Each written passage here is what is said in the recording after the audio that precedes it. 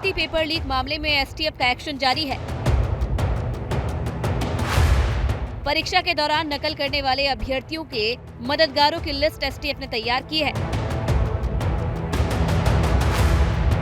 गिरफ्तार किए गए आरोपियों के पास पेपर किस नेटवर्क से पहुंचा, उसका ब्रीफ तैयार करके सभी नेटवर्क को फिर से खंगाला जा रहा है।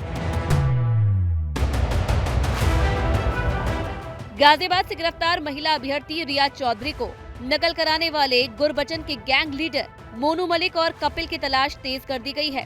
मोनू मलिक और कपिल पश्चिमी उत्तर प्रदेश और उत्तराखंड में पेपर लीक करने वाले गैंग के सरगना हैं। रिया चौधरी को ब्लूटूथ के जरिए नकल कराने की कोशिश की गई। गुरबचन के जरिए ही अभ्यर्थी का कपिल मलिक और मोनू मलिक से संपर्क हुआ था। गुरबचन को महिला अभ्यर्थी और उसके भाई के साथ गिरफ्तार किया जा चुका है। लखनऊ में हुई एक अभ्यर्थी की गिरफ्तारी से बड़ा खुलासा हुआ है। कृष्णानगर में 18 फरवरी को नकल करते पकड़े गए अभ्यर्थी सत्य अमन को व्हाट्सएप पर पेपर भेजने वाले नीरज के भी नेटवर्क को खंगाला जा रहा है। लखनऊ पुलिस सत्य अमन और उसके साथी नीरज को 19 फरवरी को ही गिरफ्तार कर लिया गया था।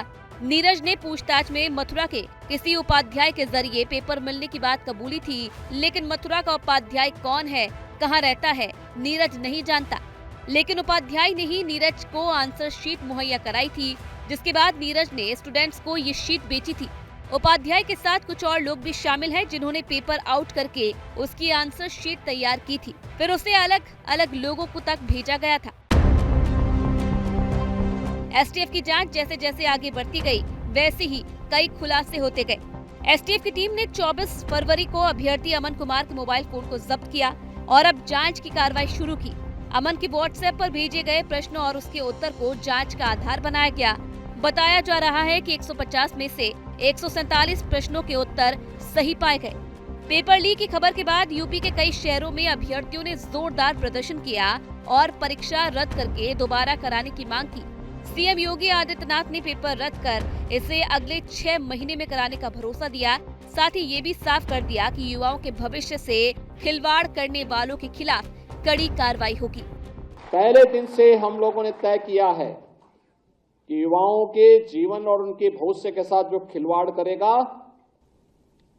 हम लोग भी जीरो टॉलरेंस की नीति को अपना करके उन तत्वों से उतनी ही सख्ती और कठोरतम तरीके से निपटने का काम करेंगे जो हमारे युवाओं के भविष्य के साथ खिलवाड़ करने का दुस्साहस करेगा। क्योंकि हम लोग तकनीक का उपयोग करते हैं तो हम लोगों के समान ही वे तत्व भी तकनीक का उपयोग करने लगते हैं, लेकिन अब वे न घर के रहेंगे न घाट के रहेंगे। पुलिस भर्ती परीक्षा की पेपर लीक होने पर सरकार की बहुत किरकिरी हुई। हजारों अभ्यर्थी सड़कों पर उतरे तो विपक्ष को भी सरकार को घेरने का मौका मिल गया।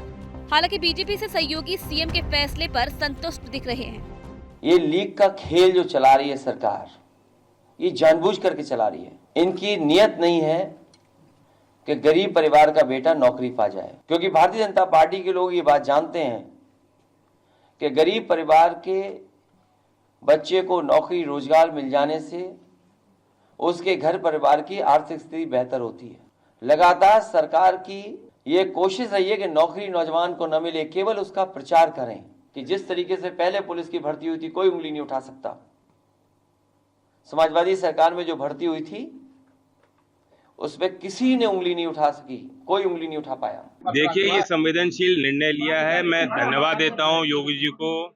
नौजवानों ने बहुत बड़े स्तर पे जो कमियां थी उनको उजागर किया और जो धांधलियां अनियमितताएं थी उनको उन पे प्रकाश डाला और सरकार ने उनकी बात को माना। यही लोकतंत्र में होना चाहिए। संवेदनशील सरकारों को इसी तरह से फैसले लेने चाहिए और मैं उम्मीद करता हूं जल्द इन चीजों का निस्तारण हो और दोबारा जो है प्रक्रिया को चालू करें। योगी सरकार ने यूपी पुलिस के इतिहास में सबसे बड़ी भर्ती के लिए दिसंबर 2023 में अधिसूचना जारी की थी, जिसके तहत पुलिस में 60,244 कांस्टेबल की भर्ती के लिए पुलिस भर्ती बोर्ड ने 17 और 18 फरवरी को 2-2 पालियों में परीक्षा कराई थी। बताया जा रहा है कि दोनों दिन दूसरी पाली से पहले ही पेपर लीक हुए, जिसके बाद विरोध प्रदर्शन शुरू हुआ और सरकार ने परीक्षा रद्द करने का फैसला लिया। लेकिन यूपी में एक और परीक्षा भी सवालों के घेरे में है।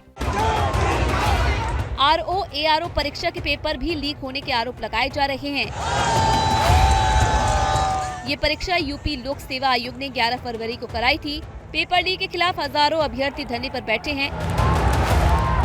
परीक्षा को रद्द करके दोबारा कराने की मांग को लेकर आज सैकड़ों अभ्यर्थी प्रयागराज में लोक सेवा आयोग के दफ्तर का घेराव करेंगे।